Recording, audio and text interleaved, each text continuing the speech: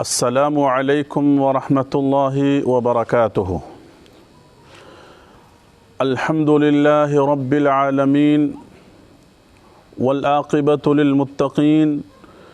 والصلاة والسلام علی رسولہ الکریم اما بعد فاعوذ باللہ من الشیطان الرجیم بسم اللہ الرحمن الرحیم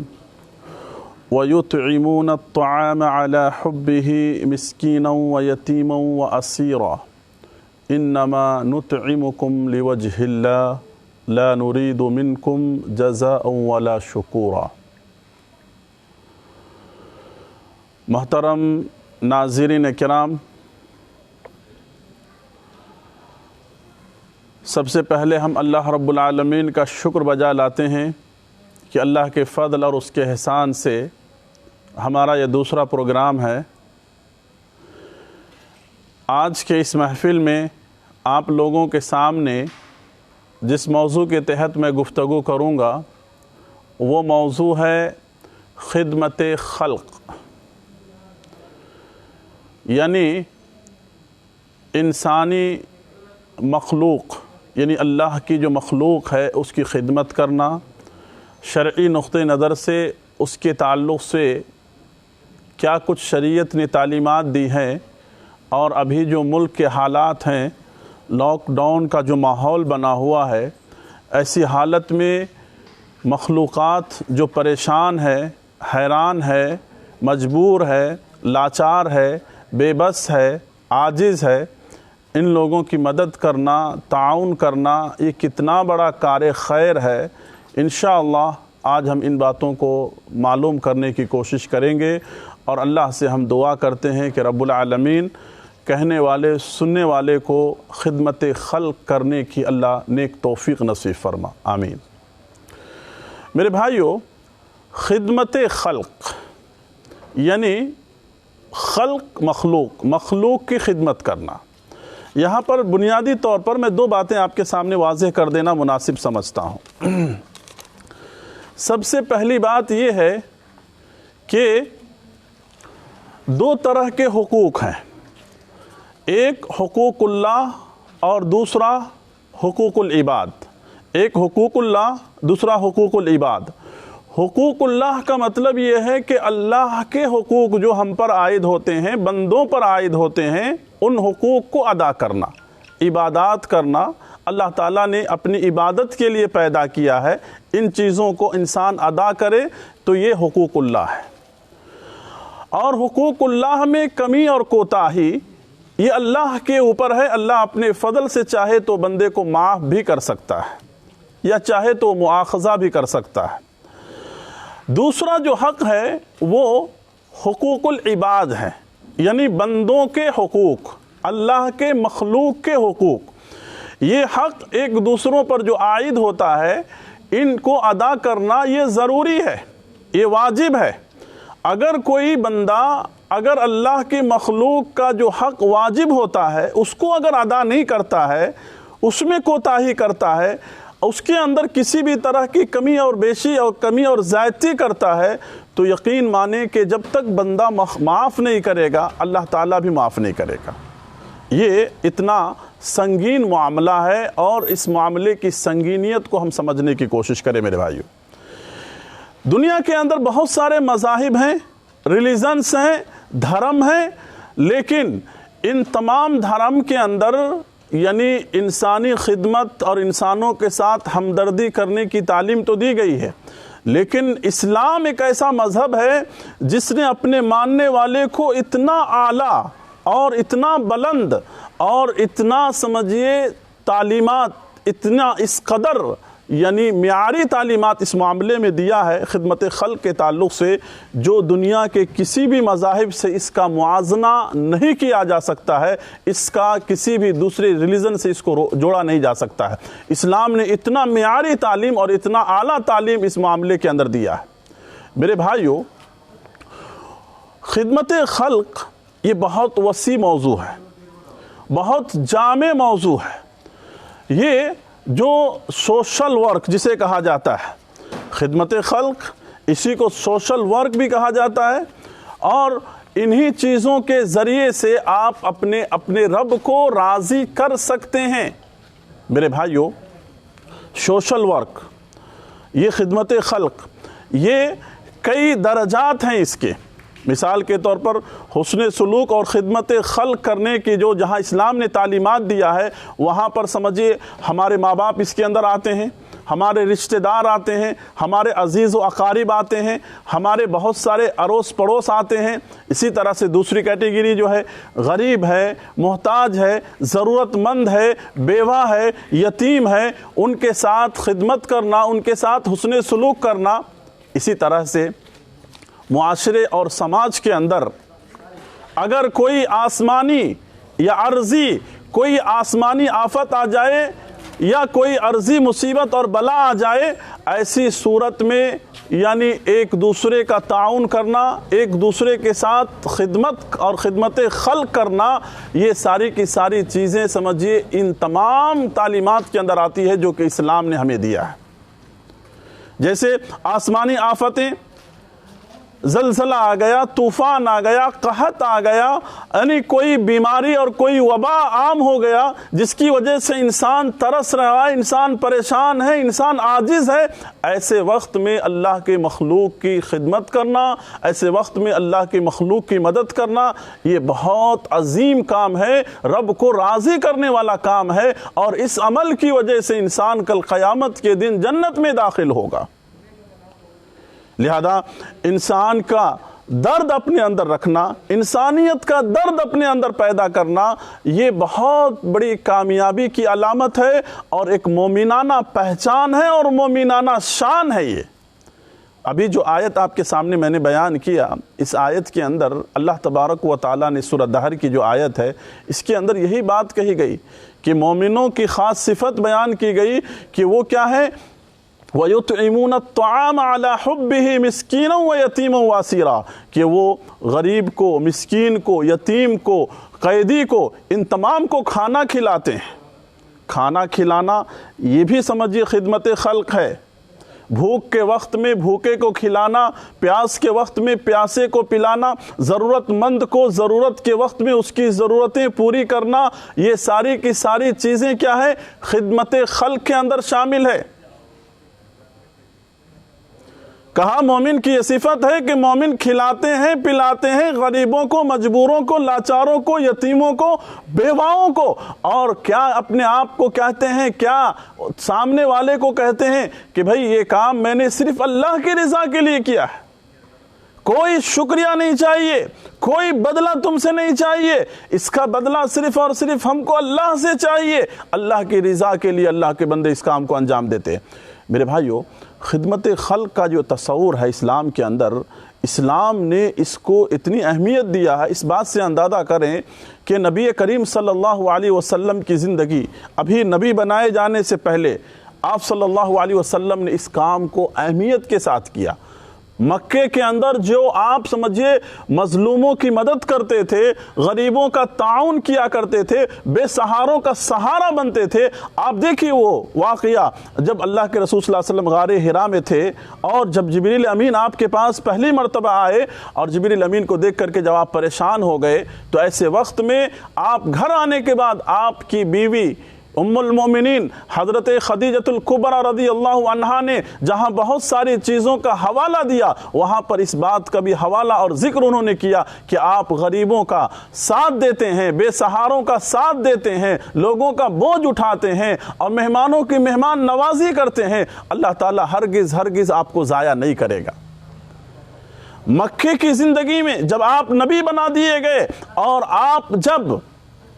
دعوتی مرحلہ جب آپ کا سری مرحلہ چل رہا تھا، ایسے مرحلے میں بھی آپ ذرا تصور کریں، آپ ذرا غور کریں کہ ایسے مرحلے میں جب توحید کا پیغام آپ عام کر رہے تھے،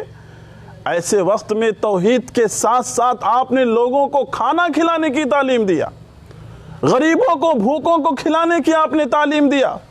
اللہ کے رسول صلی اللہ علیہ وسلم نے۔ لہذا حضرت عمر بن انبشہ رضی اللہ عنہ نبی کریم صلی اللہ علیہ وسلم سے اسلام قبول کرنے آئے آپ کے پاس۔ اسلام کے بارے میں جب انہوں نے سوال کیا کہ مل اسلام، تو تو اللہ کے رسول صلی اللہ علیہ وسلم نے ان کے سامنے جو اسلام کی خصوصیت اور اسلام کا تعارف اور اسلام کا جو انٹروڈکشن انہوں نے آپ صلی اللہ علیہ وسلم نے اس کے سامنے پیش کیا، وہ کیا تھا؟ وہ یہی تھا کہ اچھی بات کرنا، وطیب الکلام، اچھی بات کرنا، بہتر بات کرنا۔ اللہ کے رسول صلی اللہ علیہ وسلم نے اسلام کا تعارف کراتے ہوئے اس بات کی وضاحت کی، اور وہیں پر آپ نے یہ بھی کہا کہ لوگوں کو کھانا کھلانا، وَتُطْعِمُ الطَّعَامَ، لوگوں کو کھانا کھلانا۔ دیکھیے توحید کی دعوت ابتدائی مرحلے میں دی جا رہی ہے، اور اس کے ساتھ ساتھ کھانا کھلانے کی طرف بھی توجہ دلایا جا رہا ہے، اور اسلام کے تعارف میں اس بات کا بھی ذکر کیا جا رہا ہے۔ میرے بھائیوں، اور مزید آگے بڑھیں آپ، اللہ کے رسول صلی اللہ علیہ وسلم ہجرت کر کے مدینہ پہنچتے ہیں۔ مدینہ پہنچنے کے بعد اللہ کے رسول صلی اللہ علیہ وسلم نے جہاں بہت سارے احکامات دیے، وہاں پر اللہ کے رسول صلی اللہ علیہ وسلم نے غریب اور مسکین کو کھانا کھلانے کا حکم اللہ کے رسول صلی اللہ علیہ وسلم نے دیا۔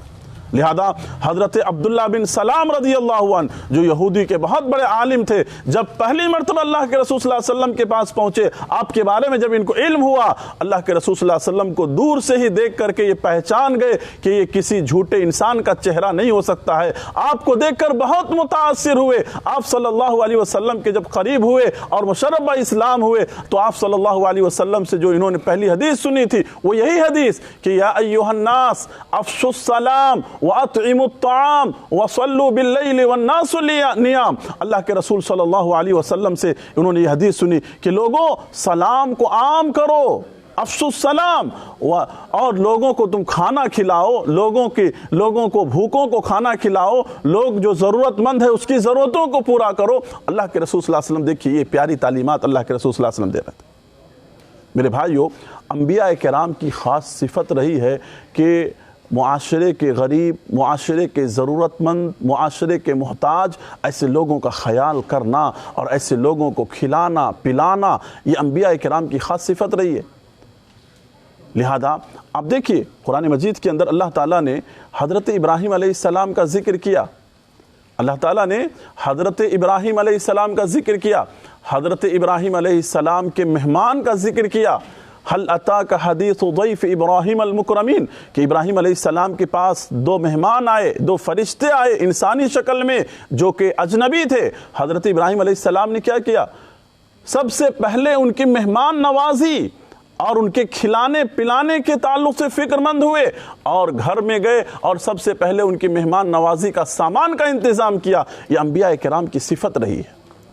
تو میرے بھائیوں، بتانے کا مقصد میرا یہ ہے کہ لوگوں کو کھلانا یہ ایک مومن کی خاص پہچان ہے، مومن کی خاص شان ہے۔ کبھی بھی کسی مجبور اور کسی لاچار اور کسی ضرورت مند کو کھلانے اور پلانے کے معاملے میں ہم اپنا دل تنگ نہ کریں، بلکہ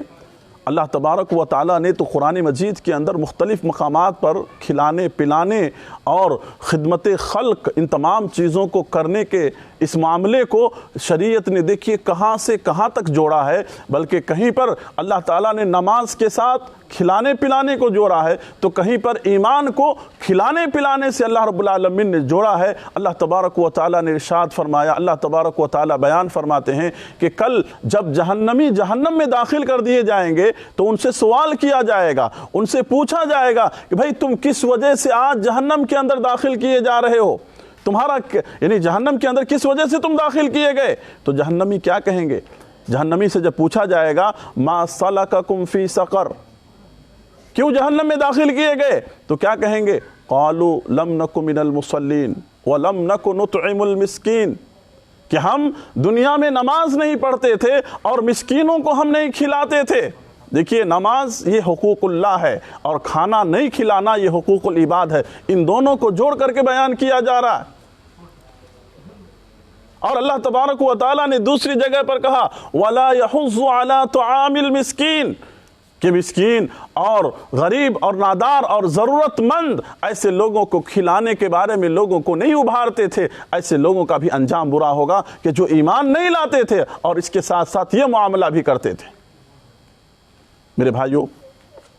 غریبوں کے ساتھ، مسکینوں کے ساتھ، ضرورت مندوں کے ساتھ، یتیموں کے ساتھ، بیواؤں کے ساتھ اچھا معاملہ کرنا یہ بھی خدمت خلق کے اندر شامل ہے۔ اور دوسری بات یہ، شریعت نے تو یہاں تک اس کو اتنا سنگین جرم قرار دیا کہ آدمی کے علم میں یہ بات ہو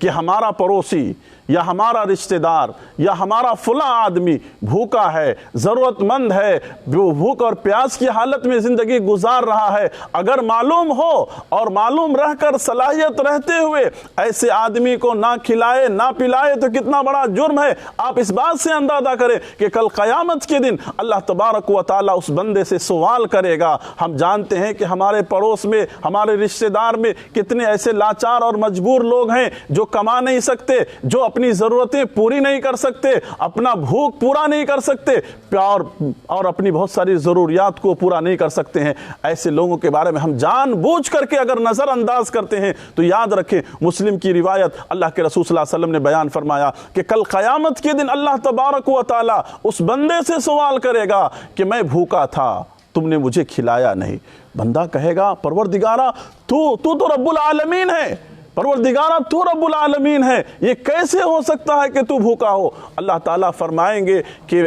اے آدم کی اولاد، میرا فلاں بندہ بھوکا تھا،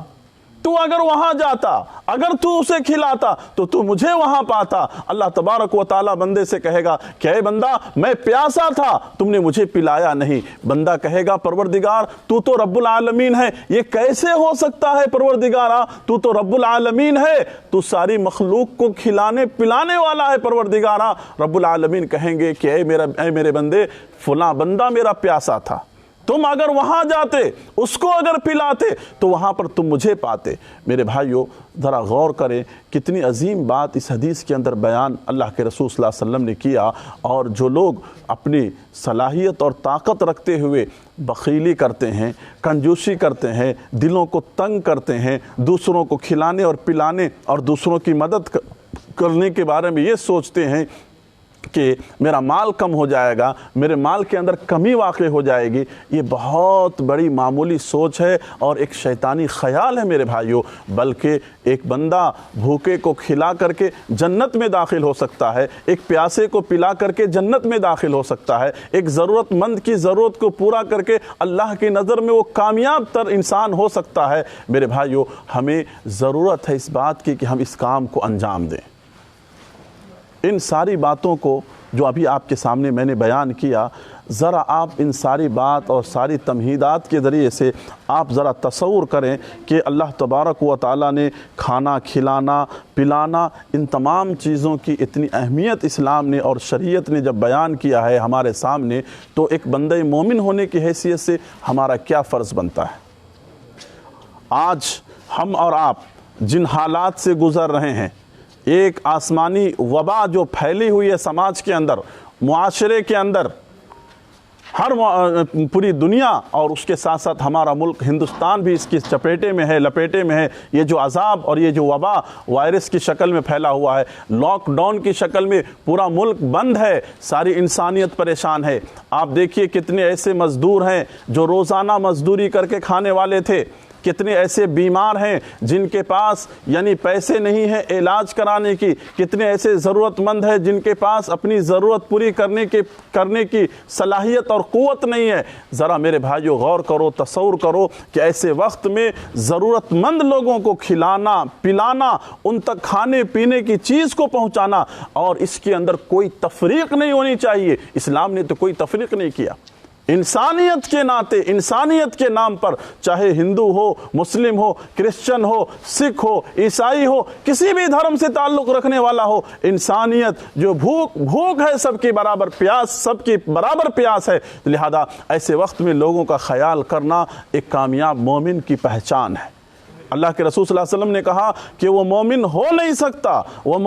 نہیں سکتا جو پیٹ بھر کر کے تو کھا لے لیکن اس کا پڑوسی بھوکا ہو، اس کا پڑوسی پیاسا ہو، اس کا پڑوسی ضرورت مند ہو، اس کا پڑوسی تکلیف کے عالم میں زندگی گزار رہا ہو، ایسا شخص مومن ہو نہیں سکتا۔ آج سماج کے اندر بہت سارے لوگ ایسے بھی ہیں، معاشرے کے اندر اور تاریخ کے اندر ایسی مثالیں ہم کو دیکھنے کو بھی ملتی ہے کہ الحمدللہ کتنے ایسے گھرانے اور کتنے ایسے لوگ ہیں، اللہ کے بہت سارے نیک بندے اور بندیاں ہیں جو خوب اللہ کی راہ میں خرچ کرتے ہیں، خوب اللہ کے بندوں کو کھلاتے ہیں، پلاتے ہیں، ان کی مہمان نوازی کرتے ہیں، ان کی ضرورتوں کو پورا کرتے ہیں۔ اور کچھ لوگ ہیں جو بڑے سخت دل کے ہیں۔ میرے بھائیو، بہت مومن تو وہ ہے جو اپنی ضرورت پر دوسروں کی ضرورت کو ترجیح دیتا ہے، اپنی بھوک پر دوسروں کی بھوک کو ترجیح دیتا ہے، اپنی پیاس پر دوسروں کی پیاس کو ترجیح دیتا ہے، اپنی پریشانی میں دوسروں کی پریشانی کو ترجیح دیتا ہے۔ اللہ تعالیٰ نے ایسے لوگوں کی تعریف کرتے ہوئے اللہ رب العالمین نے کہا وَيُؤْثِرُونَ عَلَىٰ أَنفُسِهِمْ وَلَوْ كَانَ بِهِمْ خَصَاصَةٌ، یہ وہ لوگ ہیں جو اپنی ضرورتوں کو سائڈ کر دیتے ہیں اور سامنے والے کی ضرورتوں کو ترجیح دیتے ہیں۔ تو میرے بھائیوں، بتانے کا مقصد، میرا خلاصہ کلام یہی ہے کہ ایک مومن ہونے کی حیثیت سے ہم جس نبی کے امتی ہیں، نبی کریم صلی اللہ علیہ وسلم، پریشان حال کی پریشانیوں کو دیکھ کر کے آپ بے قرار ہو جایا کرتے تھے، آپ کے چہرے کے رنگ بدل جایا کرتے تھے۔ آپ ذرا غور کیجئے کہ قبیلہ مضر کے جو لوگ پریشان حال تھے، قبیلہ مضر کے وہ لوگ جو نیم برہنہ حالت میں اللہ کے رسول صلی اللہ علیہ وسلم کی خدمت میں پہنچے تھے، مدینہ پہنچے اللہ کے رسول صلی اللہ علیہ وسلم کی خدمت میں، جن کے جسم پر صحیح سے لباس تک نہیں تھا اور پراگندہ تھے، بھوکے تھے، اللہ کے رسول صلی اللہ علیہ وسلم نے جیسے ان کو دیکھا، اللہ کے رسول صلی اللہ علیہ وسلم بے قرار ہو گئے، آپ کے چہرے کا رنگ بدل گیا، آپ غم زدہ ہو گئے، آپ کسی مصیبت زدہ کو دیکھ کر کے آپ دکھی ہو جایا کرتے تھے، آپ پریشان ہو جایا کرتے تھے۔ آپ نے فوراً اس حالت میں صحابہ کرام میں اعلان کرایا، صدقات و خیرات کرنے کا آپ نے حکم دیا۔ مسجد کے اندر صحابہ کرام نے اللہ کے رسول صلی اللہ علیہ وسلم کے حکم پر کھانے پینے کی چیزیں، تمام کی تمام چیزیں لوگوں نے مہیا کرنا شروع کر دیا۔ جب بہت سارے اناج، غلہ، کھانے پینے کی چیزیں جمع ہو گئی، اللہ کے رسول صلی اللہ علیہ وسلم کا چہرہ مسکرا اٹھا، آپ کا چہرہ دمک گیا خوشی کے مارے۔ اللہ کے رسول صلی اللہ علیہ وسلم کا چہرہ جو مرچھایا تھا وہ پوری طرح سے کھل گیا اللہ کے رسول صلی اللہ علیہ وسلم۔ تو دیکھیے، ضرورت مند کی ضرورت کو پورا کرتے ہوئے اللہ کے رسول صلی اللہ علیہ وسلم کیسی خوشی محسوس کیا کرتے تھے اور کتنی فرحت و انبساط آپ کے اندر کی کیفیت اللہ کے رسول صلی اللہ علیہ وسلم کے اندر ہوا کرتی تھی۔ تو ہم جس نبی کے امتی ہیں، ہمارے اندر بھی یہ درد ہونا چاہیے، اور یتیم اور مسکین اور ضرورت مندوں کو دھدکارنے سے منع کیا گیا، بلکہ کہا گیا یہاں تک کہ انا وکافل الیتیم فی الجنہ ہکذا، بلکہ معاشرے کے یتیم اور غریب ایسے لوگوں کا اگر کوئی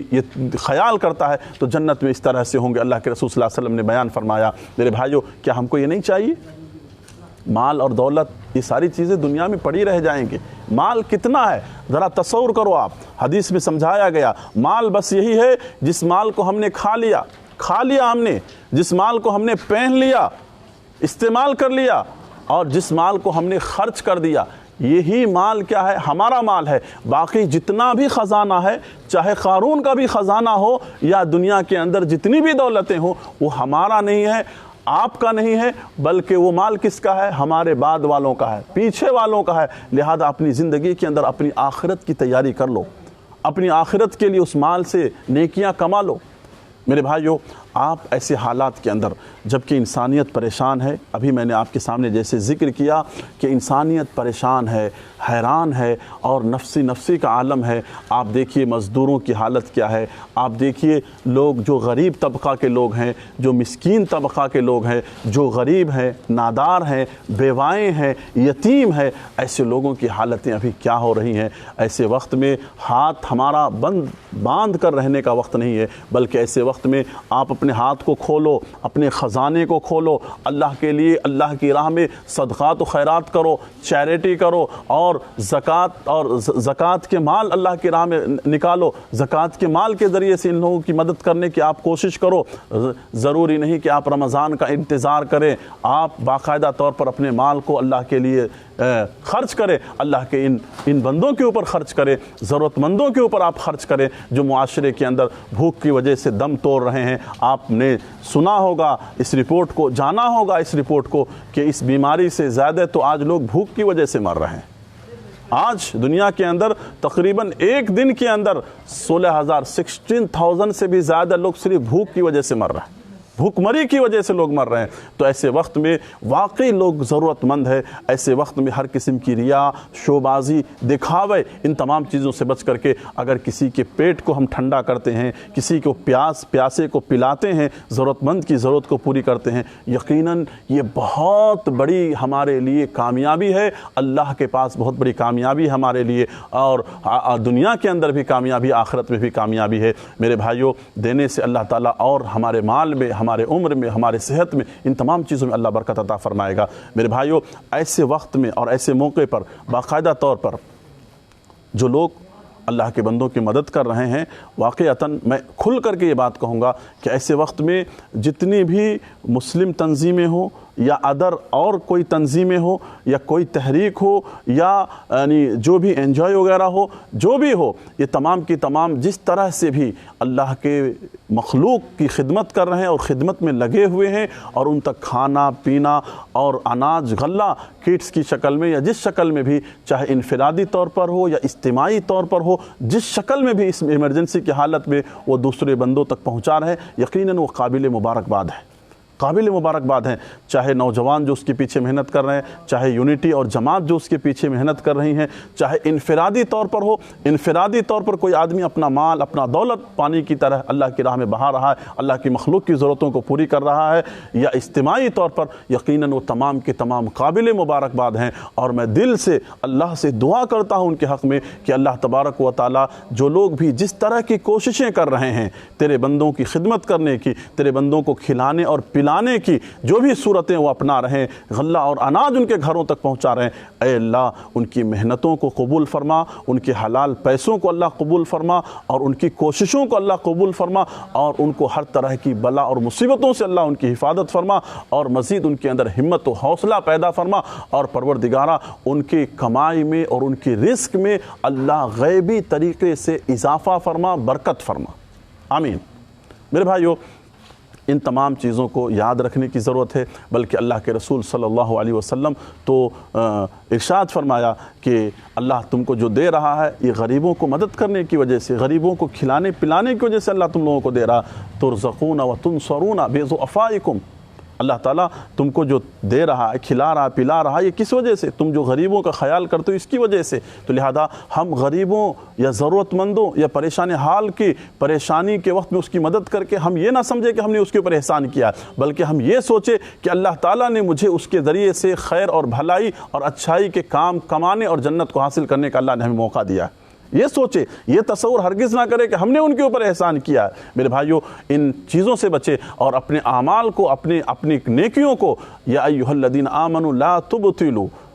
ऐ ईमान वालों तुम तुम्हारे आमाल को ज़ाया ना करो, दिखा करके, रिया करके, शोबाजी करके, इन तमाम चीज़ों से अपने आप को बचाओ। लिहाजा अल्लाह के रसूल सल्लल्लाहु अलैहि वसल्लम गरीबों की मोहब्बत के ताल्लुक़ से दुआ किया करते थे और उनकी मदद के ताल्लुक़ से आप कहा करते थे, अल्लाहुम्मा इन्नी अस्अलुका फ़िअलल खैरात व तर्कल मुनकरात व हुब्बल मसाकिन। ऐ अल्लाह, तो हमें गरीबों की खैर के काम करने और बुरे काम से बचने और मिस्कीन और ज़रूरतमंदों की अल्लाह मोहब्बत हमारे दिलों के अंदर पैदा फरमा। अल्लाह के रसूल सल्लल्लाहु अलैहि वसल्लम की दुआएं हुआ करती थी। मेरे भाइयों, आप सोचो कि नबी हमारे थे वो कभी भी यतीमों को, बेवाओं को, किसी को नहीं धुतकारा, बल्कि सबकी मदद किया। मेरे भाइयों, ऐसे वक्त में इस बात का भी ख्याल किया जाए मेरे भाइयों, जबकि हमारा मुल्क लॉकडाउन की स्थिति में है, हालात में है, जो मज़दूर लोग हैं, जो हमारे पास काम करने वाले वर्कर्स हैं, ऐसे लोगों की सैलरी हम दें, ऐसे लोगों को एडवांस हम दें। हम ये ना सोचें कि काम वगैरह कुछ नहीं हो रहा है तो ऐसी सूरत में हम उसको ना दें, ये बिल्कुल गलत बात है।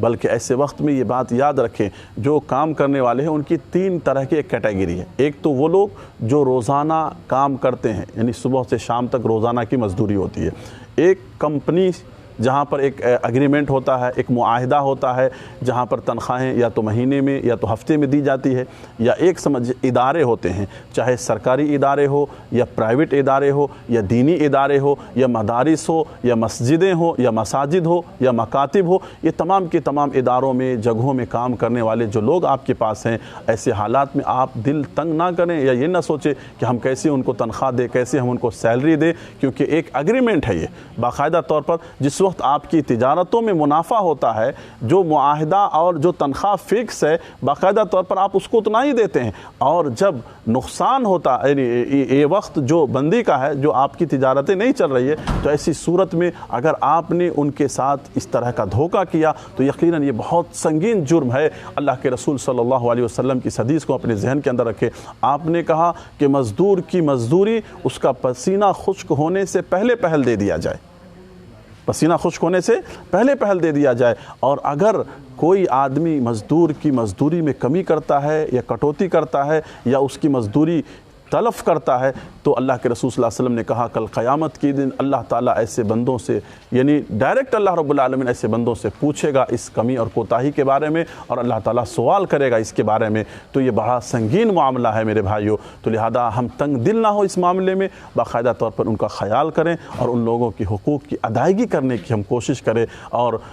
یہ سوچیں کہ انسانیت کی مدد ہے۔ اور اسی طرح سے معاشرے کے اندر جو بہت سارے لوگ ہیں، مالکان ہیں بلڈنگ کے، گھر کے، دکان کے، پراپرٹی کے، تو اللہ نے آپ کو دیا ہے، تو آپ یہ ان حالات میں، ان استھتی میں جو بیچارہ بڑی مشکل سے گھر کا کرایہ، رینٹ، دکان کا، گاڑیوں کا، ان تمام چیزوں کو جو پے کرتا ہے، ایسی استھتی میں اللہ کے لیے آپ ان کو معاف کرنے کی کوشش کریں۔ اللہ تعالیٰ دوسرے ذریعے سے آپ کو دے گا، دوسرے ذرائع اللہ تعالیٰ آپ کے پاس پیدا کرے گا۔ یقیناً اگر اللہ نے آپ کو صلاحیت دیا ہے تو ضرور بھی ضرور آپ ان کو معاف کر دیں، آپ ان سے نہ لیں، تو اللہ